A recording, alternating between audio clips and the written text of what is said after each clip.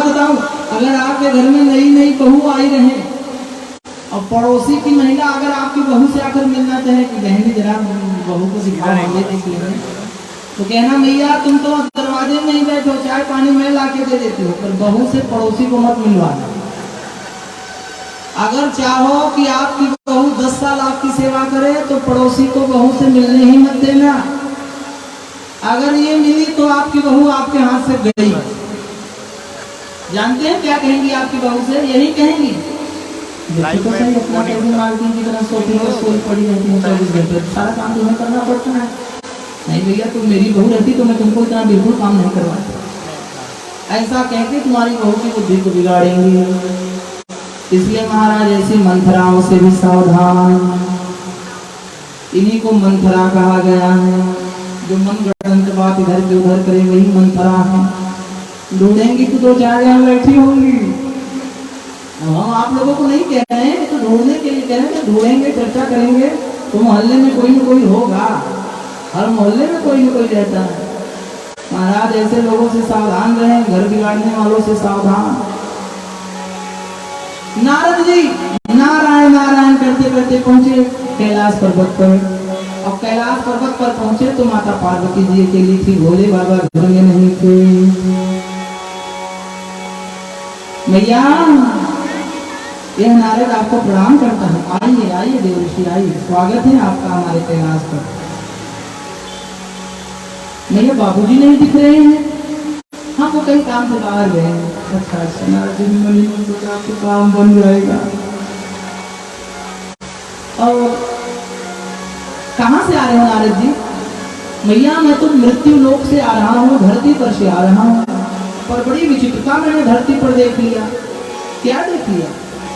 मैया मैंने यही देखा कि धरती पर झूठ बोलने वाले ज्यादा हो गए, स्वार्थ का रिश्ता ज्यादा है, प्रेम का रिश्ता बहुत कम। पति पत्नी से बात छिपाता है, पत्नी पति से बात छिपाती है, भाई भाई से बात छिपाता है, माता पिता से बात छिपाते हैं, सब केवल स्वार्थ के रिश्ते बचे हैं संसार में। लेकिन मैया ये बताओ आप लोगों का रिश्ता कैसा है? पार्वती जी बोली अरे मेरे रिश्ते के बारे में ना कुछ, मेरा और भोले बाबा का रिश्ता तो इतना प्रगाढ़ प्रेम का रिश्ता है कि मैं तो प्रार्थना करती हूँ कि भोले बाबा हर जन्म में हमें पति के रूप में मिले। तो नारद जी ने कहा अच्छा भैया इतना प्रेम करते हैं भोले बाबा आपसे? और बहुत प्रेम करते हैं, पता है नारद जी, एक भी बात भोले बाबा हमसे नहीं छिपाते हैं, एक भी बात नहीं छिपाते हैं, सारी की सारी बात बताते हैं। तो नारद जी ने कहा अच्छा मैया एक बात बताओ, भोले बाबा के गले में मुंडों की माला है, वो किसके मुंडों की माला है? आज तक आपको बताई नहीं क्या? ना ये बात तो कभी नहीं बताई, किसकी माला है? नारद जी ने कहा भैया हमें जरूरी काम याद आ गया, हम जा रहे हैं। अरे बताओ तो किसकी? नहीं भैया हमें जरूरी काम याद आ गया, हम जा रहे हैं। अरे वो माला किसकी है ये तो बताते जाओ। भैया आप भोले बाबा जी से पूछिए, हमें जरूरी काम है। झगड़ा लगा के नारद जी 1 2 13 हो गए। अब तो पार्वती मैया ने मुंह फुला लिया और नारद जी जैसे ही घर से बाहर निकले कि रास्ते में भोले बाबा मिल गए। बाबू जी प्रणाम, जाइए माता जी आपका इंतजार कर रही है। शंकर जी बोले नारद जी जब आप आए हो तब तो मैया जरूर इंतजार कर रही होंगी। अब बेचारे भोले बाबा ने अंदर पहुंचे तो पार्वती जी मुंह फुला के बैठे थे। शंकर जी ने कहा बात क्या है भार्या, उदास क्यों है? प्राण प्रिय है या क्या? बोलो तो ढंग बढ़ेगा क्यों? देवोक्त फूल से मुखड़े का हो रहा रंग मलिन क्यों? लटके मोती क्यों बिखरे हैं? क्यों मार मार मन मचला है? बढ़ गई मांग उलझन में तो काकुल का कुल रंग बदला है। अरे उठो उठो 16 श्रृंगार करो, क्यों धूल धूसरित हो रानी? क्या संकट है, क्या पीड़ा है, क्या इच्छा है? बोलो रानी। जिन आंखों ने हो त्रास दिया उन आंखों को मैं फुड़वा दूंगा, और जो जिह्वा कड़वा बोली हो जिह्वा को कटवा दूंगा। बोलो बोलो देवी बात क्या है, उदास क्यों हो? तो माता पार्वती जी मुंह फुलाए बैठी हैं। तो शंकर जी ने अपना दाहिना हाथ माता पार्वती जी के बाएं कंधे पर रखा और कहे प्रिय सुनो तो। और तुरंत माता पार्वती हटिए, मैं कौन आपकी होती हूँ जो मुझे मनाने आए हो? मन में रखते हो स्वार्थ भाव प्रत्यक्ष मनाने आए हो? मैं सब जानती हूँ महाराज, इस जग में कौन हुआ किसका सब मुंह देखे कि चाहते हैं, मैं सब जानती हूँ, आप मुझसे झूठा प्रेम करते हो। शंकर जी ने कहा देवी बिना मैं तुम्हें बताए घर से बाहर नहीं जाता हूँ, बिना तुम्हें बताए मैं घर के अंदर नहीं जाता हूँ, अरे बिना तुम्हें बताए मैं वस्त्र तक नहीं धारण करता हूँ, इतना मैं तुमसे प्रेम करता हूँ, तो उसके बाद भी तुम कहती हो कि मैं तुमसे सारी बात छिपाता हूँ। आज तक मैंने तुमसे एक भी बात नहीं छिपाई है देवी। तो पार्वती जी ने कहा अच्छा तो ठीक है, ये आपके गले में जो मुंडों की माला है, माला किसकी है आपने कभी बताया? शंकर जी ने कहा देवी यही तो मेरे प्रेम की निशानी, यही तो मेरे प्रेम करने का एक तरीका है। ये कैसा तरीका है? ये माला किसकी है? शंकर जी बोले देवी ये तुम्हारे मुंडों की माला है, तुम्हारे सिर की माला है। अच्छा तो मेरे सिर की माला आपके गले में कैसे? देवी तुम जब जब तुम्हारी मृत्यु होती है ना तो मैं तुमसे इतना प्रेम करता हूँ कि तुम्हारे मुंडों की माला बना के अपने हृदय के नजदीक रखता हूँ, यही तो मेरा प्रेम है। बाकी का शरीर तुम्हारा भले जल जाए पर तुम्हारा सिर मेरे हृदय के नजदीक रहे, यही तो मेरे प्रेम की पहचान है। पार्वती जी बोली वाह प्रेम है ये। अच्छा एक बात बताइए, मैं मरती हूँ और आप जिंदा रह जाते हैं? शंकर जी बोले हाँ। क्यों? शंकर जी ने कहा कि मैंने अमर कथा का पान किया है इसलिए मैं जिंदा हूँ। पार्वती जी बोली बस बस अब मैं समझ गई, अब ज्यादा कहने की जरूरत नहीं है। अगर आप हमसे सच्चा प्रेम करते तो कोई प्रेमी अपने प्रेमिका को मरने देता है क्या? वही अमर कथा हमें नहीं पिला देते आप, मैं भी मरना मरूं। तो शंकर जी ने कहा देवी जी वो अमर कथा पीने के लिए बड़ी सावधानी की आवश्यकता पड़ेगी। सावधानी से अगर तुम अमर कथा का पान करो तो मैं तुम्हें सुनो। हाँ हाँ मैं सावधानी से सुनूंगी। शंकर जी ने कहा अगर सो गई तो फिर खो गई, तो आप सबसे मिले जब सो जाओगे तो खो जाओगे, इसलिए सोना नहीं है हमारा, इस अमर कथा को बड़े ध्यान से सुनना है।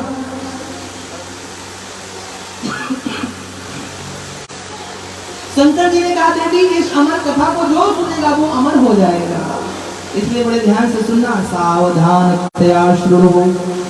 सावधानी पूर्वक श्रवण करो।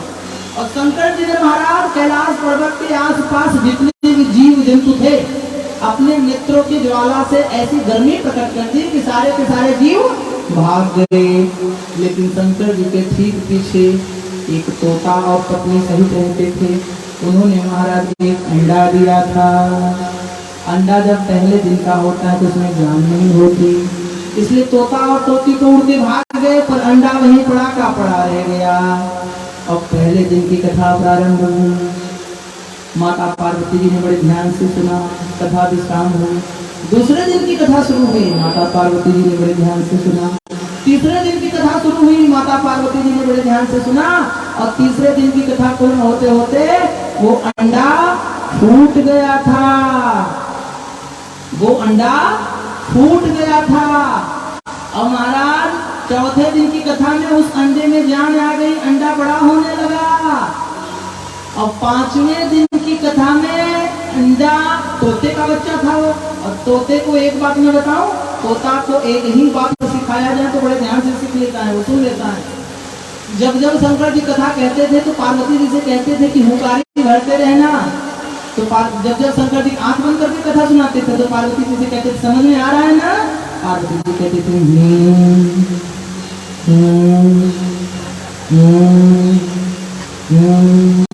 पर महाराज पार्वती जी बेचारी 5 दिन के कथा में सुनते सुनते थक गई थी।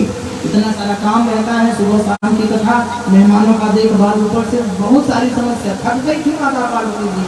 और 5वें दिन की कथा में पार्वती जी की आंख लग गई, सो गई। पार्वती जी तो सो गई थी लेकिन पीछे तोते का बच्चा बैठा सुन रहा था, वो पार्वती जी की नींद सीख गया था। शंकर जी ने कहा सुन रही हो ना? पीछे से वो बोला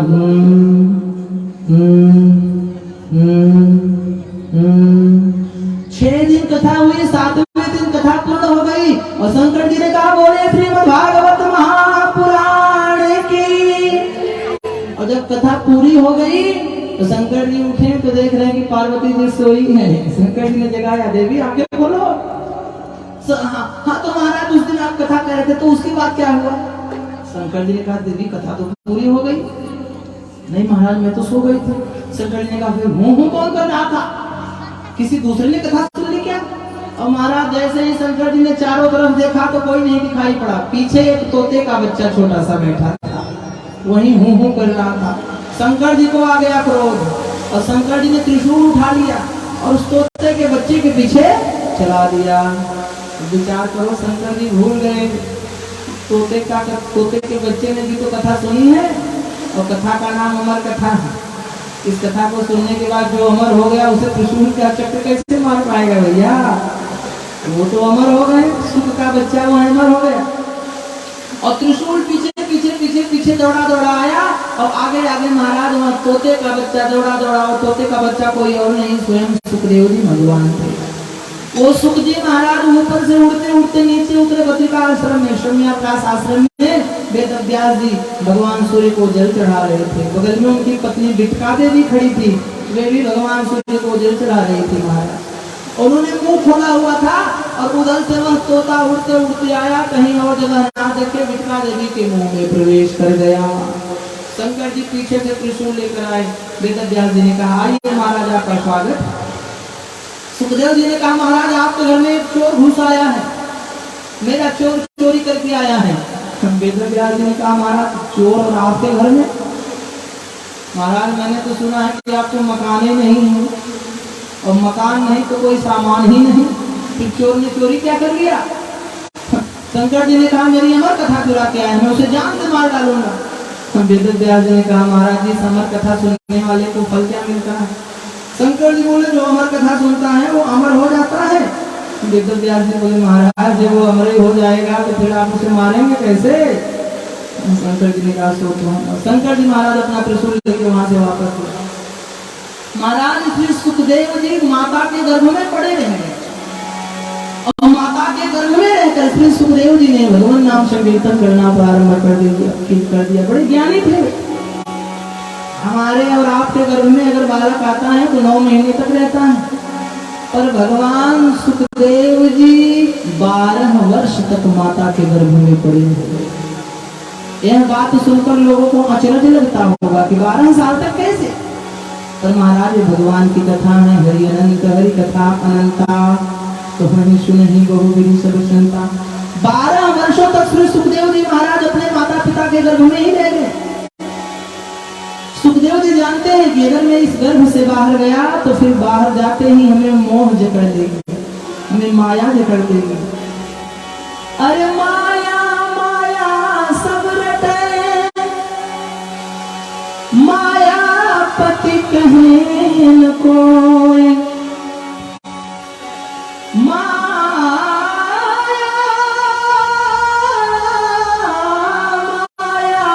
सब कहे, माया पति कहे न कोई। अब जो एक बार माया पति कहे तो माया चेरी होय, माया चेरी होय। सुखदेव जी ने कहा कि अगर मैं बाहर गया तो मैं माया में जकड़ा जाऊंगा, इसलिए मैं बाहर नहीं जाऊंगा, गर्भ में ही रह गए। और महाराज वेद व्यास जी भगवान से प्रार्थना करते थे कि महाराज हमारे पुत्र को बाहर निकालिए, हमारे पुत्र को बाहर निकालिए। पर महाराज सुखदेव जी बाहर नहीं आते। भगवान कृष्ण ने सुखदेव को गर्भ में प्रकट होकर आश्वासन दिया कि पुत्र तुम बाहर निकलो और मेरे नामों के धर्मों का प्रचार करो, मेरे नामों का विस्तार करो। मैं वादा करता हूँ तुम्हें संसार की माया मोह नहीं पकड़ पाएगी। हाँ, सुखदेव ने कहा महाराज कैसे? भगवान ने कहा तुम मुझे अपने सिर पे तो धारण करो। अच्छा मुझे एक बात बताओ, सही से बताओ, भगवान कृष्ण का जन्म कहाँ हुआ था? बोलो भैया।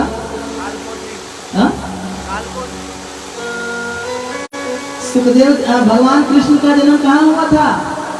जेल खाने में ना, जेल खाने में ना हुआ था। और हमारे घर में बच्चों का जन्म कहाँ हो रहा है? दवा खाने में। भगवान का जन्म जेल खाने में और हमारे घर में बच्चों का जन्म दवा खाने में। भगवान को एक बार जन्म जेल खाने में जन्म लेना पड़ा, दोबारा जेल खाने की नौबत नहीं आई। और हमारा जन्म एक बार दवा खाने में होता है तो पूरी उम्र दवाई खाने में बीत जाता है। अच्छा एक बात और, जब भगवान का जेल खाने में जन्म हुआ तो भगवान ने वासुदेव जी से कहा पिताजी हमें तुरंत गोकुल पहुंचाइए। वासुदेव ने कहा महाराज कैसी बात करते हो, हाथों में हथकड़ी लगी है, पैरों में बेड़ी पड़ी है, पहरेदार खड़े हैं, फाटक बंद है, बारिश हो रही है, इतने सारे बंधन है, मैं कैसे आपको गोकुल पहुंचा सकता हूँ। भगवान ने कहा बाबू जी एक बार मैं अपने सर पे तो बिठा के देखो, आपके बंधन ना तोड़ दी तो कहना, किसी तरीके से एक बार मुझे अपने सर पे बिठा लो, मैं आपके सारे बंधन तोड़ दूंगा। तो महाराज वासुदेव ने जैसे ही भगवान को अपने सिर पे बैठाया तो सही सही बताना, हथकड़ी टूटी कि नहीं टूटी, बेड़ी टूटी कि नहीं टूटी, पहरेदार सोए कि नहीं सोए, दरवाजा खुला कि नहीं खुला, यमुना मैया ने रास्ता दिया कि नहीं दिया। जब हम भगवान को अपने सिर पे बिठाते हैं तो हमारे सामने के बंधन टूट जाते हैं। अच्छा ठीक इसके विपरीत जब वासुदेव जी ने भगवान को गोकुल में अपने सिर से उतार दिया तो भगवान की माया ने गोकुल में जन्म लिया था। हाँ जी कि ना जी, यशोदा की कोख से, और वासुदेव ने भगवान को सिर से उतार दिया और माया को सिर पे बिठा लिया और वापस आए मथुरा में। तो बताओ हथकड़ी लगी कि नहीं लगी, लग गई, बेड़ी लगी कि नहीं लगी, लग गई, पहरेदार जगह कि नहीं लगे, जग गई, दरवाजा बंद हुआ कि नहीं हुआ, हो गया। और संकेत बड़ा सुंदर है, जब हम भगवान को सिर पे बिठाते हैं तो हमारे सामने के बंधन टूट जाते हैं और जब माया को सर पे बैठाते हैं तो बंधन में बंधते जाते हैं। अब निर्णय आपको करना है कि भगवान को सिर पे बिठाना है कि माया को सिर पे बिठाना है। माया को बिठाओगे तो आप बंधन में बंधोगे और भगवान को बिठाओगे तो आपके बंधन टूटेंगे। अच्छा आजकल हर आदमी को लगता है कि मैं बंधन में बंधा हूँ, मैं बंधन में बंधा हूँ, और मुझे नहीं लगता कि आपके सामने कोई बंधन है। अगर किसी से कहो कह रहे भैया चलो गाड़ी चल रही है वृंदावन काशी चल के दर्शन, अरे भैया समय कहाँ है, अरे बेटे का विवाह करना है, बेटी का विवाह करना है, फुर्सत हो जाए तब तीर्थ करने चले, अब तो बहुत बंधन है। एक आदमी 5 गधा लेकर रास्ते में जा रहा था, रात हो गई, रात हो गई, 4 गधे को बांधने के लिए रस्सी था, 5वां गधा बांध नहीं पा रहा था। और बेचारे ने सोचा कि रात में अगर एक गधा छूट गया तो भाग जाएगा, तो बड़ा परेशान। सामने वाले मकान में बाबा जी रहते थे, देख रहे थे उसकी परेशानी, बोले बात क्या है। उसने कहा बाबा जी एक गधा खाली बचा है, रस्सी नहीं मिल रही है और नहीं बांधूंगा तो भाग जाएगा। अरे बाबा ने कहा तू एक काम कर, झूठ मूठ का उसके गले में ऐसे 4 चक्कर घुमा और झूठ मूठ का ऐसे वृक्ष में घुमा दे। बोले महाराज भाग जाए तो। बाबा ने कहा गारंटी मैं देता हूँ। और महाराज उस व्यक्ति ने झूठ मूठ का ऐसे गले में घुमाया और 4 बार ऐसे झूठ मूठ का सामने के वृक्ष में घुमा दिया, गधा बैठ गया। रात बीत गई, सवेरा हुआ, 4 गधे बंधे थे, चारों को खोला और 5वां गधा खाली था। सो लाठी मारा कि चल उठ, अब वो उठे नहीं रहा है, बार बार लाठी मारता है, पैरों से ठोकर मारता है, उठ उठ, अब वो उठे नहीं रहा है। बड़ा परेशान हो गया। तब तक बाबा जी का हमने बोले क्या बात है। व्यक्ति ने कहा महाराज ये गधा हमारे पता नहीं इसको कौन सी बीमारी हो गई, आगे नहीं बढ़ रहा है। तब बाबा ने कहा रात में इसको बांधा था, जब खोलोगे तब तो आगे बढ़ेगा। व्यक्ति ने कहा महाराज बंधा कहाँ है, तो खुले का खुला है, बंधा कहाँ है, मैंने तो झूठ मूठ का बांधा था, तो पूरा का पूरा खुला है। तो बाबा जी बोले जब उसको इतने ज्ञान हो जाएगा कि वो खुला है, बंधन में नहीं है, तो गधा काहे कहा जाएगा। हमें भी यही लगता है कि जिस दिन हमें ज्ञान हो जाएगा कि हमारे सामने कोई बंधन नहीं है, हम खुले हैं, तो हम भी शायद गधा कहलाने से बच जाएंगे। हमारे सामने कोई बंधन नहीं है। आप सोच रहे होंगे कि हमारे कारण सब अच्छा है, आप नहीं रहोगे तो भी अच्छा रहेगा। अब आपके दादा बाबा परदादा नहीं है, अच्छा नहीं है क्या? पहले से लाख दर्जे अच्छा है। पहले बाजरे की रोटी, उड़द की दाल, नमक की रोटी खानी पड़ती थी, आजकल तो बढ़िया भोजन मिल रहा है। वे थे समस्या थी, नहीं है समस्या खत्म। पहले झोपड़ी में रहते थे, आज तो महाराज 5 स्टार होटल में रह रहे हो। पहले साइकिल चलाने को भी पैसा नहीं था, किराए की साइकिल खरीद कर सीखने जाते थे, घूमने जाते थे। आजकल तो तुम्हारा 4 व्हीलर में घूम रहे हो। पहले से लाख दर्जे अच्छा है। आप नहीं रहोगे तो और अच्छा हो जाएगा। घर वाले तो सोच रहे हैं कि कैसे करके हटे हमारे आगे से। घर वाले तो यही सोच रहे हैं ये कैसे भी करें निकले हमारे आंखों के सामने से, हम देखना नहीं चाह रहे हैं। यही तो बात है महाराज, हमारे सामने कोई बंधन नहीं है। भगवान कृष्ण ने कहा सुखदेव जी से, आप बाहर जाओ, आपके सामने कोई बंधन नहीं है। सुखदेव जी बाहर आए और बाहर निकलते ही सुखदेव जी जंगल का रास्ता अपना ली। वेदव्यास जी पीछे पीछे दौड़े। यम प्रव्रजंत मनुपेतम पेत कृत्यम द्वैपायनो विरह व्यास जी विरह से भरकर पुत्र पुत्र पुत्र पुत्र पीछे पीछे दौड़े। अब पुत्र सुखदेव जी जन्म लेते ही महाराज जंगल की ओर अपना लिए। कमर पर 4 अंगुल की कॉपी को बांधा। पुत्रेति तन्मतया पर्वे विनेदोस्तम सर्वभूत मुनिमान तुष्मी सर्वभूत हृदय मुनिमान तुष्मी। पुत्र पुत्र पुत्र सुनो तो पुत्र सुनो। पर महाराज पुत्र आगे आगे निकल गया। रास्ते में एक सरोवर था, सरोवर में कुछ महिलाएं स्नान कर रही थी।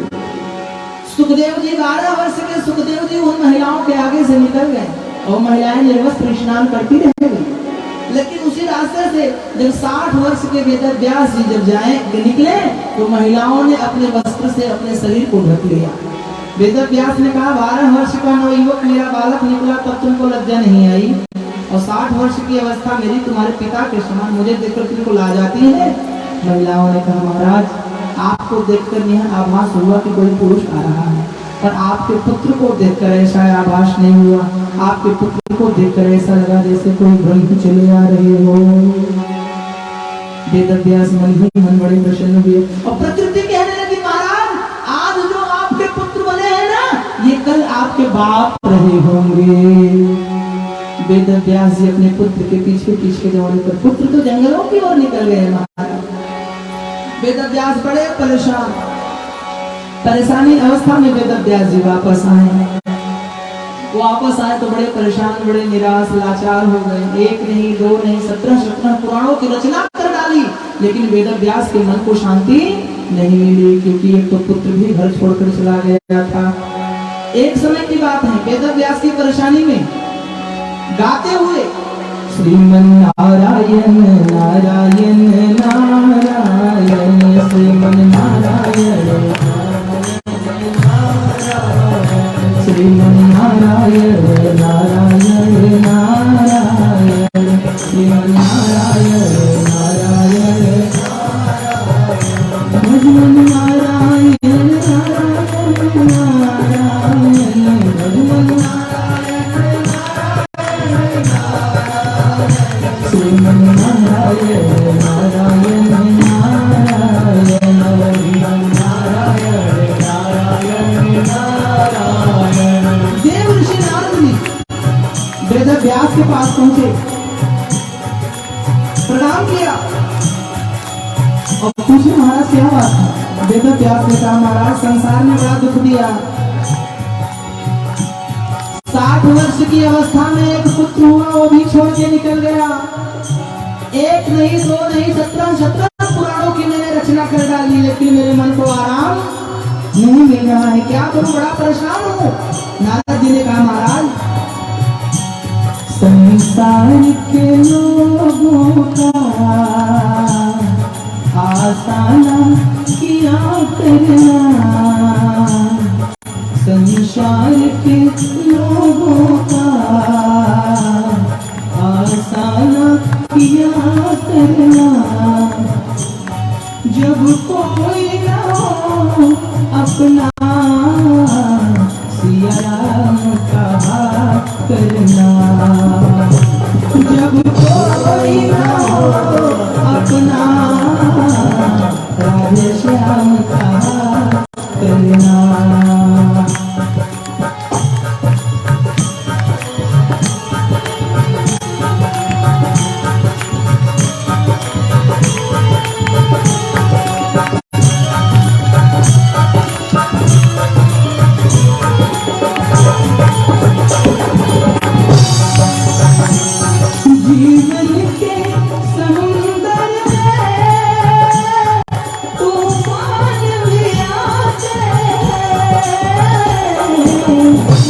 ने कहा महाराज बिल्कुल परेशानी ना उठाइए आप, यह संसार ऐसा है कि नाना प्रकार के तूफानों का सामना हर व्यक्ति को करना पड़ता है, नाना प्रकार के संघर्षों का सामना हर व्यक्ति को करना पड़ता है। जीवन के समुद्र तूफान भी आते हैं, लेकिन जो उनको भजते हैं वे आके बचाते हैं, वे आके बचाते हैं। प्रभु आप ही आएंगे, तुम याद किया करना, जब कोई न हो अपना सिया राम कहा करना, जब कोई न हो अपना श्याम कहा करना।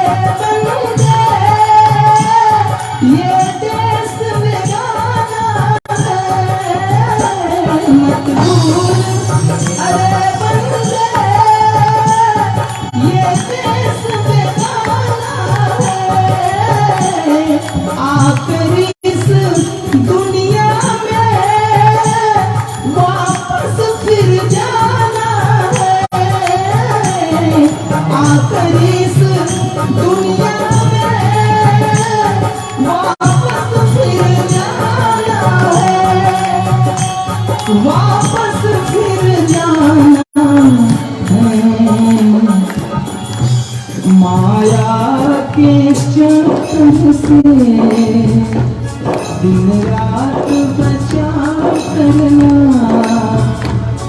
जब कोई ना हो अपना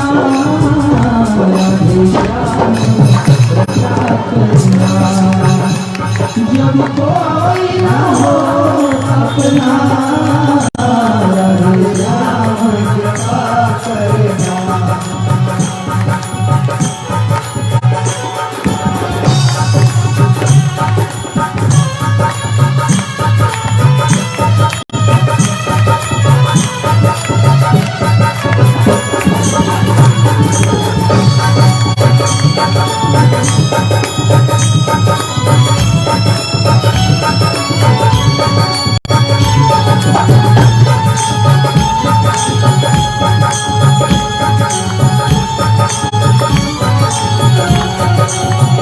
व्यास जी ने कहा तो महाराज हमारी परेशानी कैसे दूर होगी? अच्छा आप मुझे बताइए, आप कभी बस में बैठे हैं ना? बराबर बस में बैठे हैं। अच्छा जब हम बस में चढ़ते हैं तो हम लोगों की इच्छा यही रहती है कि एकदम सामने वाली सीट मिल जाए, है ना? लेकिन कभी जब बस भरी हो और पीछे की सीट खाली रहती है तो पीछे बैठना पड़ता है। हाँ? अच्छा जब पीछे बैठते हैं और बस चलती है तो बस उछलती है, उठा पटक होता है ना? अच्छा आगे रास्ते में बीच में से कोई उतरता है तो हम आगे जाके बैठ जाते हैं तो उठा पटक थोड़ा कम हो जाता है।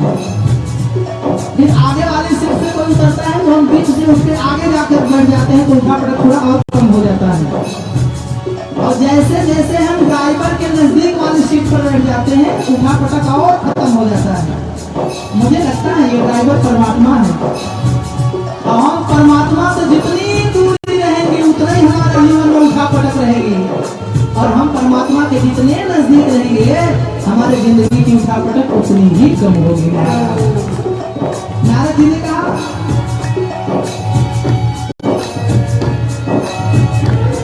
यह सोच अरे बंदे प्रभु तुमसे दूर नहीं, जब कष्ट हो भक्तों पर प्रभु को मंजूर नहीं, प्रभु को मंजूर नहीं।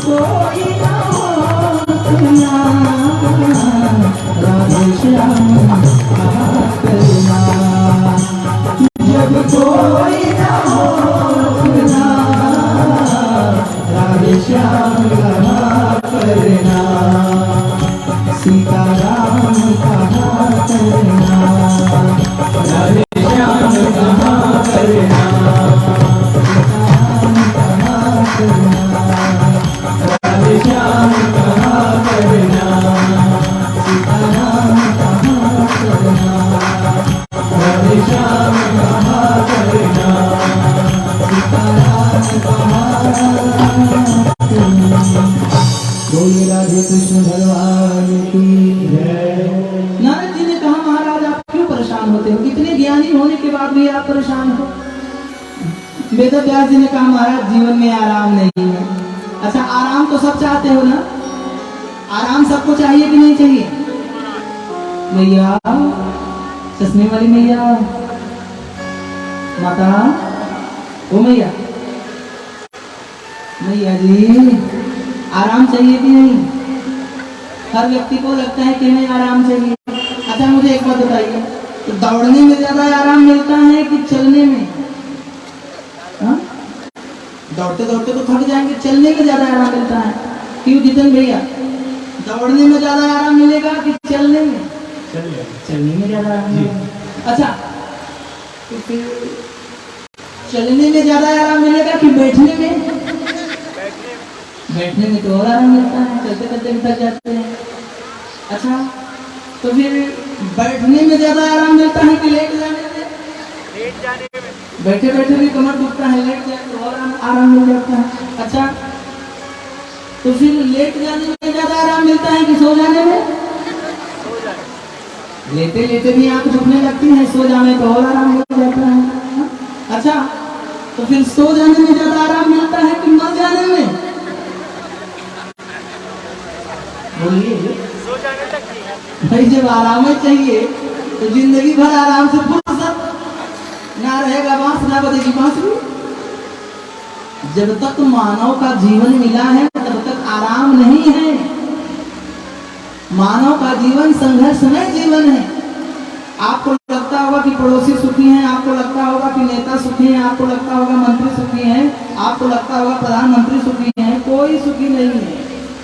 मैंने कल भी पूछा था आपसे, आप फिर कह रहा हूं, अगर मैं पूछूं कि भैया क्या हाल चाल है तो क्या कहोगे। कोई भी अगर आपसे पूछे कि क्या हाल चाल है तो क्या कहोगे। यही नहीं कहोगे कि सब ठीक है, यही कहोगे ना। तो मजबूरी में कहना पड़ता है कि सब ठीक है। सही सही बताओ क्या सब ठीक है। कुछ भी ठीक नहीं है। किसी का पाँव खराब है तो किसी का हृदय खराब है तो किसी का दिमाग खराब है तो किसी का कटु खराब है। कोई न कोई खराबी हर आदमी के सामने।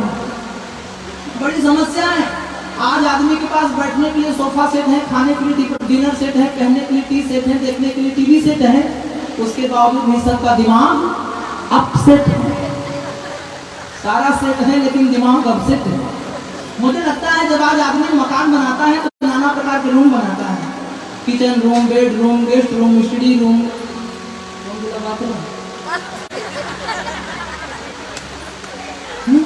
आज जब आदमी मकान बनाता है तो नाना प्रकार के रूम बनाता है, kitchen room, bedroom, guest room, study room. मुझे लगता है उनको एक कंट्रोल रूम भी बनाना चाहिए। जब घर के किसी सदस्य का दिमाग खराब हो जाए उन्हें कंट्रोल रूम में बंद कर दो, और तब तक बंद करे रहो तब जब तक उनका दिमाग कंट्रोल में ना हो जाए। जरा जरा सी बात पर आज सब परेशान होते हैं, जरा जरा सी बात पर आज लोग नाराज हो जाते हैं। जरा जरा सी बात पर बाप बेटे से नाराज, बेटा बाप से नाराज, बहू सास से नाराज, मालिक नौकर से नाराज, पड़ोसी पड़ोसी से नाराज। जरा जरा सी बात पर सबका दिमाग गर्म। जरा जरा नियम तो यह है कि पॉकेट गर्म होना चाहिए। नियम तो यह है कि पॉकेट गर्म होना चाहिए और दिमाग नरम होना चाहिए, पर उल्टे ही है महाराज। आजकल पॉकेट सबका नरम है और दिमाग सबका गरम है। अरे भाई अच्छा अगर किसी से पूछो तो लोग ये कहेंगे बहुत टेंशन है, बहुत टेंशन है, और टेंशन से आदमी जला जाता है। अरे भैया जब एक सन की गर्मी नहीं बर्दाश्त कर पा रहे हो, एक ही सन है ना, आसमान में एक ही सन है ना, जब एक ही सन की गर्मी नहीं बर्दाश्त कर पा रहे हो तो जब यहाँ 10 सन बैठे रहेंगे तो कैसे गर्मी बर्दाश्त होगी महाराज। एक आधी नसीब फटफट जाएगी तो हो गया मामला खराब। इसलिए ज्यादा टेंशन और हेडक के चक्कर में ना पड़ो। होए हैं सोई जो राम रचि राखा को कल तर्क हमेशा। वेद व्यास जी ने कहा महाराज उपदेश देना आसान है पर अमल करना बड़ा कठिन है। नारद जी ने कहा महाराज हमें देखो हम दासी पुत्र थे, लेकिन आज मेरी पूजा दानव भी करता है, मानव भी करता है, देवता भी करते हैं। मैं एक दासी का पुत्र था, मेरी ओर देखो, लेकिन मैं भगवान की चर्चा में लग गया, भगवान की शरण में लग गया, साधु संतों की शरण में लग गया। वेद व्यास जी ने पूछा कैसे? नारद जी ने कहा महाराज एक बार की बात है, हमारे गांव में कुछ संत महात्मा आए हुए थे, तो मेरी माँ संतों की सेवा करती थी, मैं भी मेरी माँ के साथ संतों की सेवा करता था। आहा, जब संत लोग स्नान करते थे तो मेरी माँ संतों के वस्त्र को धोती थी। सांझ को जब संत विश्राम करते थे तो मैं उनके चरण दबाता था, सिर को दबाता था। सवेरे स्नान करने के बाद उनका दर्शन करने जाता था और संतों से मेरी बड़ी प्रीति हो गई। एक दिन जब संत महात्मा जाने लगे तो मैं भी संतों के साथ जाने लगा। तो महात्माओं ने कहा नाना बेटा तो अपनी माँ की सेवा कर, मेरे पास मत आ, और माँ के पास मेरा मन नहीं लगे, मेरा तो मन संतों की सेवा में लगे। एक दिन की बात है, एकदा निर्गतांगे दुहंती निशिगापथि सर्पोदशत्पताः इस पृष्ठाः काचिरितः। एक दिन की बात है, मेरी माँ गैया का दूध निकालने गई थी, वहीं बगल में एक सांप पड़ा था। सांप ने मेरी गैया को डस लिया और किसी ने मुझे आकर बताया कि तुम्हारी माँ की मृत्यु हो गई। ये सुनते ही मैं बड़ा खुशी हो गया और खुशी से उछल पड़ा, लेकिन बाद में सोचा कि पड़ोसी लोग सोचेंगे कि माँ के मरने पर ये खुश है तो लोग उड़ाना देंगे, इसलिए मैं जानबूझ के रोने भी लगा। खुशी इस बात की हुई कि माँ मर गई, अब महात्माओं के पास जाने से कोई नहीं रोकेगा, और दुख इस बात की कि एक यही माँ ही तो थी जो समय पर मेरा ख्याल रखती थी, भोजन की व्यवस्था। अच्छा एक बात मैं बताऊं भैया जी, पत्नी मन पसंद मिल जाएगी पर माँ मन पसंद नहीं मिलेगी। पत्नी मन पसंद आपको मिल जाएगी, आप चुनकर पत्नी ला सकते हो बाबूजी, लेकिन माँ आपको दोबारा मन पसंद नहीं मिलेगी। एक आदमी की पत्नी गुजर गई, उसको 6 साल का बच्चा था, घर वालों ने प्रेशर देकर उसका दूसरा विवाह करवा दिया। दूसरी पत्नी घर में आई तो 6 महीने बाद बाप ने अपने बेटे से पूछा बेटा तेरी नई माँ सही है कि पुरानी माँ सही थी? तो 6 साल के बेटे ने कहा बाबूजी मेरी नई माँ सही है, पुरानी माँ तो झूठी थी। बोले अरे जितने 9 महीने तुझे अपनी कोख में रखा, पाल पोस कर 6 साल का किया, वो झूठी हो गई और 6 महीने की आई माँ सही हो गई, कैसे? तो 6 साल के बच्चे ने बड़े भोलेपन से कहा पापा जब मेरी पुरानी माँ थी ना, मैं दिन भर खेलता था तो मेरी पुरानी माँ कहती थी कि तू दिन भर खेलेगा तो मैं तुझे भोजन नहीं दूंगी, नहलाऊंगी नहीं, दिन भर गंदे कपड़े करके आता है मैं तुझे बहुत मारूंगी, भोजन तक नहीं दूंगी। ऐसा कहने के बाद भी वो सांझ को मुझे ढूंढती थी और मुझे बड़े प्यार से घर लाती थी, मुझे मेरे वस्त्रों को साफ करती थी, मेरी गंदगी को साफ करती थी, अपनी गोदी में बैठाकर खिलाती थी, जबकि सवेरे बोली थी कि नहीं खिलाऊंगी, उसके बाद भी बड़े प्यार से खिलाती थी।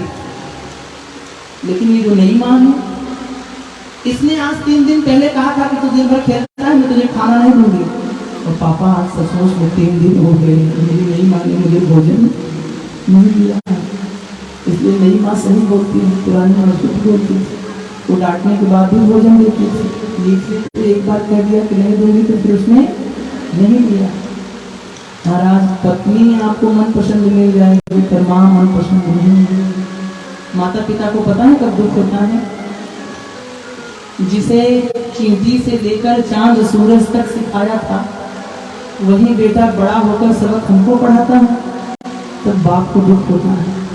जिसे हमने बोलना सिखाया वो हमें चुप रहना सिखाता है, जिसे हमने समाज में उठना बैठना सिखाया वो हमें समाज के तौर तरीके बताता है, जिसे हमने अपने हाथों से भोजन कराया वो हमें कहता है कि आपको खाने का तरीका नहीं पता है, तब माता पिता को दुख होता है।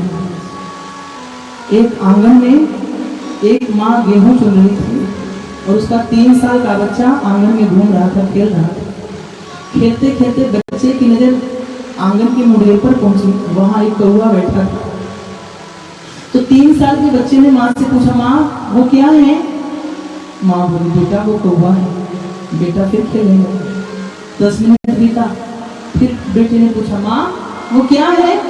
माँ ने फिर कहा बेटा वो कौवा है, काले रंग का पक्षी, काव काव करता है। बेटा खेलने लगा। फिर 10 मिनट बाद बेटे ने पूछा माँ वो क्या है? तो माँ ने अपने बेटे को गोद में बिठा के समझाया कि बेटा वो कौवा है, काले रंग का पक्षी है, काव काव करता है। माँ जानती है मेरा बेटा अबोध है, नादान है, मैं इसे समझाऊंगी तभी तो ये समझेगा। अच्छा समय बीत गया, 3 साल वाला बेटा 30 साल का हो गया भैया। और जो माँ गेहूं चुन रही थी ना वो बूढ़ी हो गई, मृत्यु हो गई, बीमार थी, आंगन में चारपाई पर पड़ी थी। एक दिन दरवाजे पर कोई आया। माँ ने बेटे से कहा बेटा देख कोई आया। बेटा गया, दरवाजा खोला, अंदर से माँ ने आवाज लगाई बेटा कौन आया है? तो बेटे ने कोई जवाब नहीं दिया। माँ ने फिर पूछा बेटा कौन आया है? बेटे ने कोई जवाब नहीं दिया। माँ ने फिर पूछा बेटा कौन आया है, जरा अंदर ला मैं भी तो देखूं। अरे तुम चुपचाप बैठे रहना, क्यों मेरा सर खाती हो? जब देखो तब कौन आया है कौन गया, तुमसे क्या लेना देना है? 2 रोटी मिल जाना, चुपचाप पड़े रहो। माँ बेचारी चुप हो गई। माँ ने सोचा कि जब ये 3 साल का था तो एक बार नहीं 4 बार इसने पूछा था और मैंने इसे बड़े प्रेम से समझाया था कि बेटा वो कौवा है, कौवा है। आज मैंने 2 बार पूछ लिया तो इसका सर दुखने लगा। जरा सा मैंने पूछ कह दिया तो इसका दिमाग खराब होने लगा। तो माँ को बड़ी पीड़ा होती है। माता पिता पुत्र को जन्म इसलिए देते हैं क्योंकि पुत्र उन्हें सुख प्रदान करता है अपनी वाणी से, अपने व्यवहार से। एक पुत्र के व्यवहार से माता पिता दुखी हैं तो पुत्र जीवन में आगे नहीं बढ़ सकता है। इसलिए अपने माता पिता का आदर करना चाहिए, बड़ों का सम्मान करना चाहिए, पिता का सम्मान करना चाहिए। आज पिता वृद्ध हो गए हैं, आज माँ बूढ़ी हो गई है तो उनका आदर करना चाहिए। श्री नारद जी ने कहा महाराज मैं संतों का आदर करता था, संतों का सम्मान करता था, पर मेरी माँ मर गई तो मुझे बड़ा दुख हुआ, मुझे बड़ी ग्लानि हुई कि अब मुझे कौन समय पर भोजन देगा, कौन समय पर पानी देगा, कौन मुझे नहलाएगा, कौन वस्त्र पहनाएगा। मैंने माँ का अंतिम दाह संस्कार किया। उसके बाद में दौड़ा महात्माओं को ढूंढने के लिए, पर महाराज मुझे महात्मा कहीं नजर नहीं आए क्योंकि वे पता नहीं कहाँ निकल गए थे। अब मेरे घर में माँ भी नहीं थी, परिवार में भी कोई नहीं था, सो मैं जंगल में गया और जंगल में मैंने आंख बंद करके भगवान का ध्यान किया।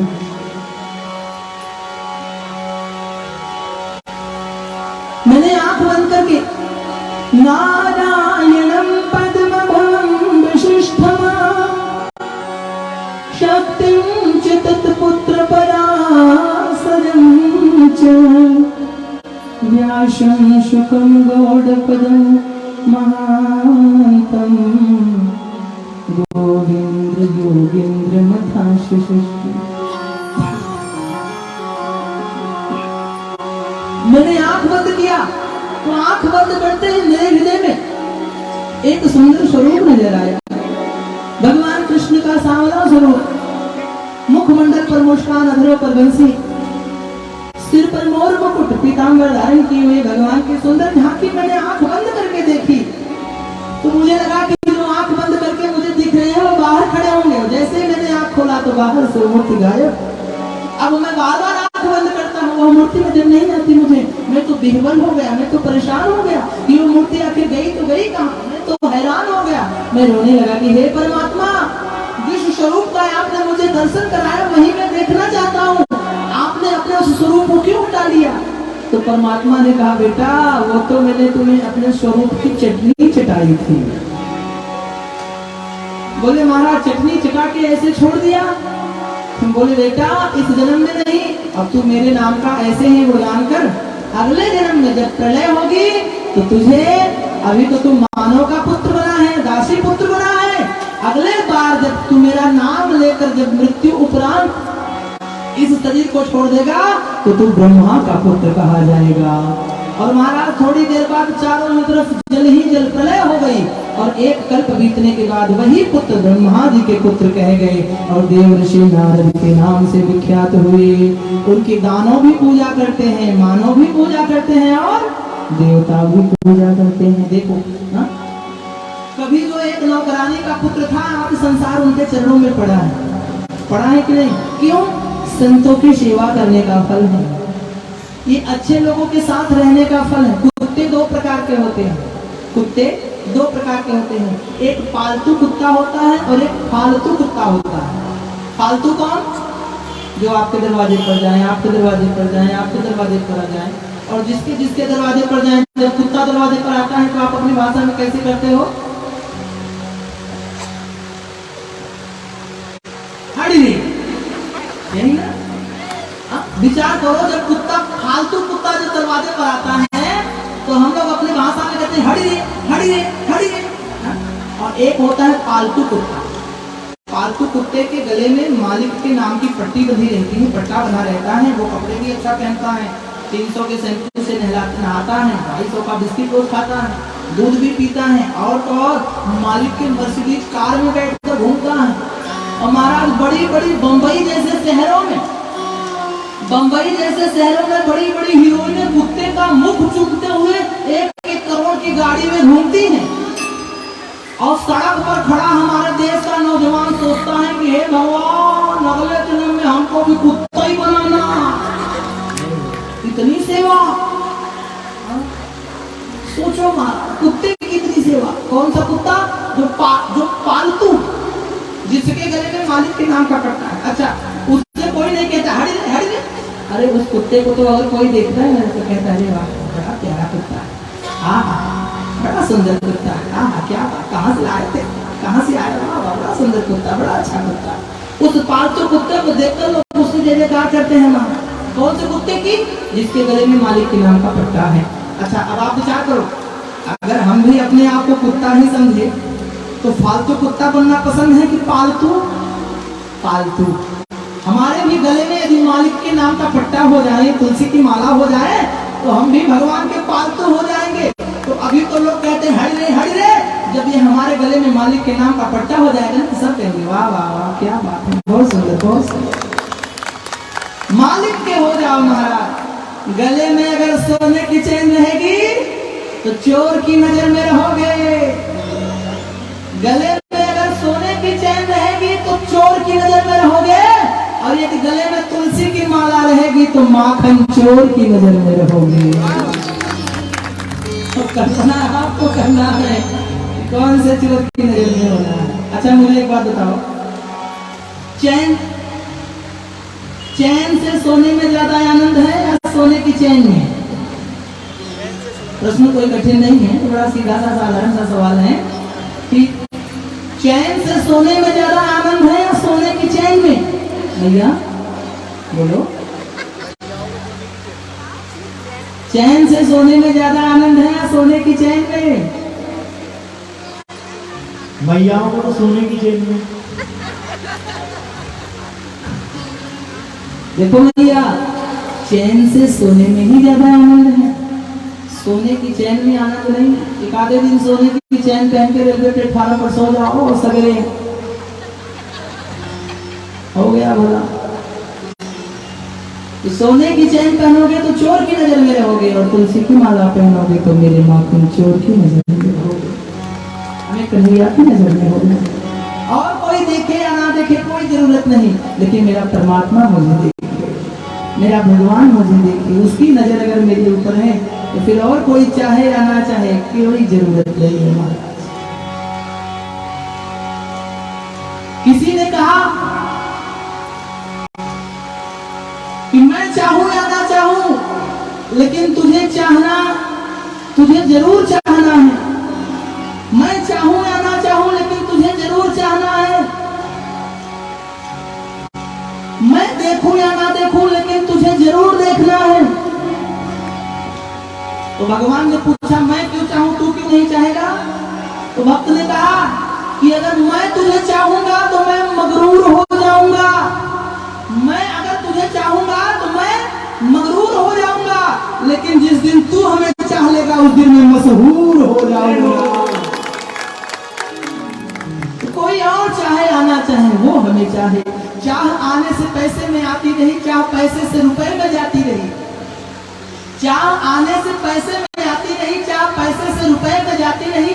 चाह रुपए से मोटर बुलाती रही, चाह मोटर से होटल में जाती रही। चाह होटल में बोतल खुलाती रही, चाह जाने न क्या क्या कराती रही। चाह पीली जिन्होंने वे पीले हुए, चाह छोड़ी जिन्होंने वे रसीले हुए। चाह हरी से लगी जी हरा हो गया, चाह जग की लगी जी जरा हो गया। चाह हरी से लगी और क्या चाहिए, और हरी यदि हमें चाहते हैं तो फिर और हमें क्या चाहिए। बस वे चाहे और कोई चाहे या ना चाहे कोई फर्क नहीं पड़ता। हम में तुम में बस भेद यही, मैं नर हूं तुम नारायण हो। मैं हूं संसार के हाथों में और संसार तुम्हारे हाथों में। नारद जी ने कहा मैं दासी पुत्र था, दासी पुत्र से आज ब्रह्मर्षि बना हूं, परमात्मा का ही नाम लेने से, संतों की संगत में रहने से। इसलिए महाराज अच्छे लोगों की संगत में रहेंगे तो जीवन में मान बढ़ेगा, सम्मान बढ़ेगा, यश बढ़ेगा। और बुरे लोगों के साथ रहेंगे तो यही कहा जाएगा हड़ी रे हड़ी रे हड़ी रे। इसलिए हमेशा अच्छे लोगों की संगत में रहें। तो वेद व्यास जी ने कहा महाराज मैं क्या करूं। नारद जी ने कहा महाराज आप श्रीमद् भागवत कथा की रचना करो। 17 पुराण तो रच लिया, श्रीमद् भागवत कथा की रचना करो। और वेद व्यास जी ने श्रीमद् भागवत कथा की रचना करी। रचना तो हो गई, लिखा गणेश जी ने, बोला है वेद व्यास जी ने और लिखा है गणेश जी ने। रचना तो हो गई महाराज, लेकिन अब परोसा किसको जाए, बन तो गया, अब खिलाया किसको जाए। उस समय वेद व्यास जी को लगा कि मेरे पुत्र सुखदेव के अलावा दूसरा कोई इस श्रीमद् भागवत कथा का अधिकारी नहीं है। पर पुत्र तो है ही नहीं। पुत्र कहाँ है, पुत्र तो जंगल में चला गया है। तो महाराज 18,000 श्लोकों में से एक भगवान कृष्ण का सुंदर सा श्लोक 4 शिष्यों को पढ़ाकर वेद व्यास जी ने जंगल में भेजा। और वह शिष्य जब जंगल में गए तो सुखदेव जी के कानों में वही मंत्र डाला, अहो अस्तन काल कूटम जिघांस यापाय पदाप्य स्वराट लेभे गति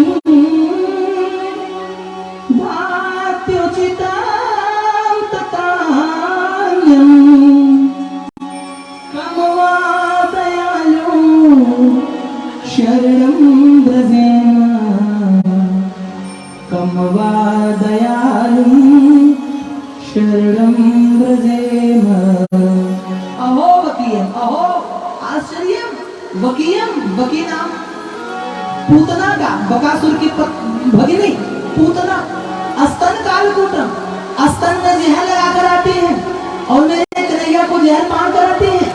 और मेरे कन्हैया ने सोचा ये राक्षसी है, मुझे मारने आई है, लेकिन दूध पिलाया है तो माँ जैसी हो गई है। क्या करें इसका, लेभे मुगते धातु चितान ततोन्यम, इसे तो सुंदर गति प्रदान करनी चाहिए। और मेरे कन्हैया ने मारने वाली को भी महाराज बैकुंठ भेजा। कमवा दयालु शरणम ब्रजेमा, कन्हैया के जैसा दयालु और कौन होगा कि मारने वाले को भी भगवान जी से बैकुंठ भेजते हो। इसी सुंदर श्लोक का जब सुखदेव जी ने श्रवण किया और शिष्य लोग रुक गए तो सुखदेव जी ने कहा आगे बताइए आगे बताइए आगे बताइए, आगे क्या है आगे क्या है। शिष्यों ने कहा हमें नहीं पता, गुरुदेव जी को पता है। आप तो चलिए गुरुदेव जी के पास, वहीं आपको इस मंत्र का जाप कर रसास्वादन कराएंगे और गुरुदेव की कृपा से ही आपको महाराज सारा ज्ञान होगा। और सो महाराज सुखदेव जी महाराज गुरुदेव के पास अपने पिता वेद व्यास जी के पास दौड़े दौड़े पहुंचे और मन ही मन एक ही चर्चा कर रहे हैं कि राधे तेरे चरणों की, श्यामा तेरे चरणों की, गर फूल जो मिल जाए राधे तेरे चरणों की, श्यामा तेरे चरणों की, गर फूल जो मिल जाए सच कहता हूँ मेरी, सच कहता हूँ तकदीर बदल जाए राधे तेरे चरणों की, श्यामा तेरे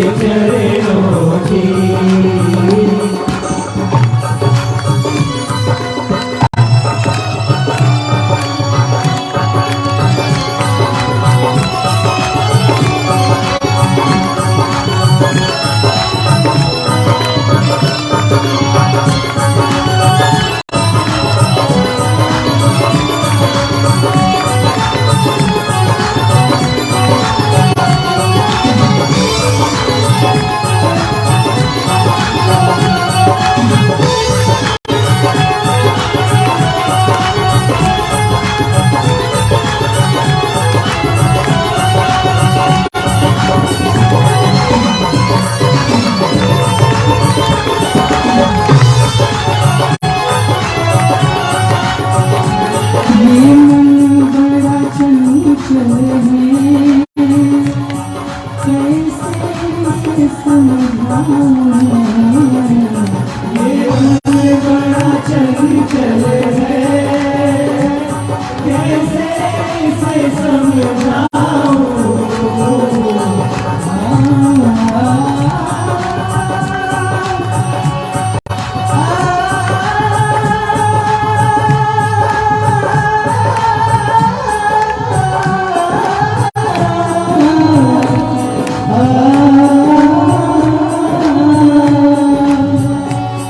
ये मन बड़ा चंचल है,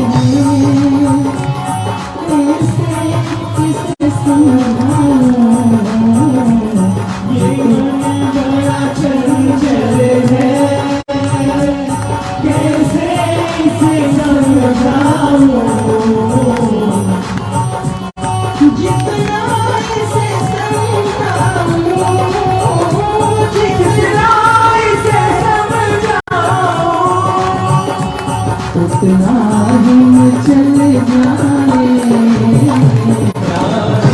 तेरे चरणों की, तेरे चरणों की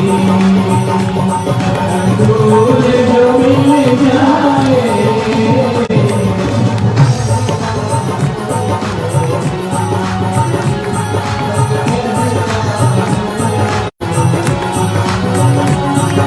तकदीर बदल जाए,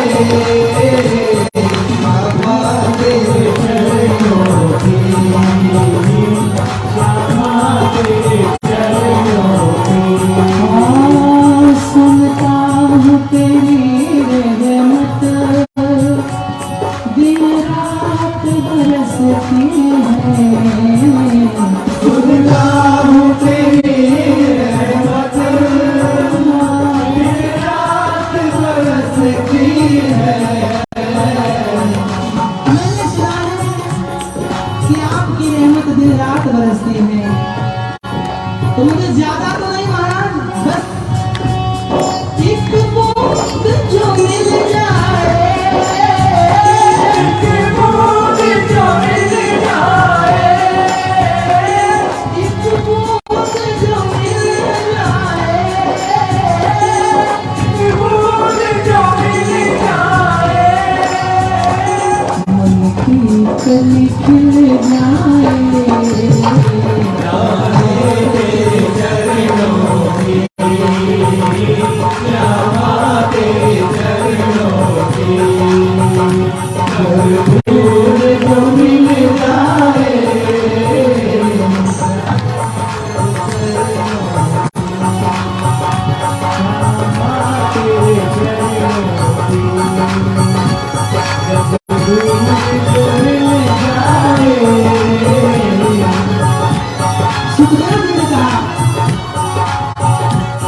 नजरों से गिराना, मैं आपसे कह रहा हूँ कि नजरों से गिराना, चाहे जितनी सजा देना। नजरों से गिराना, चाहे जितनी सजा देना। अच्छा एक बात, नश नश में उतरना कमाल होता है, नश नश में उतरना कमाल होता है, नजर नजर में उतरना कमाल होता है। बुलंदियों पे जाना कोई कमाल नहीं होता, बुलंदियों पे जाकर ठहरना कमाल होता है। अच्छा एक बात और, कोई आंखों में बसे तो प्रिय है, या आंखों में चुभे तो प्रिय है। अच्छा कोई नजरों में उतरे तो सही है, या नजर से उतर जाए तो सही है। नजरों में उतरे तो नजरों से गिराना,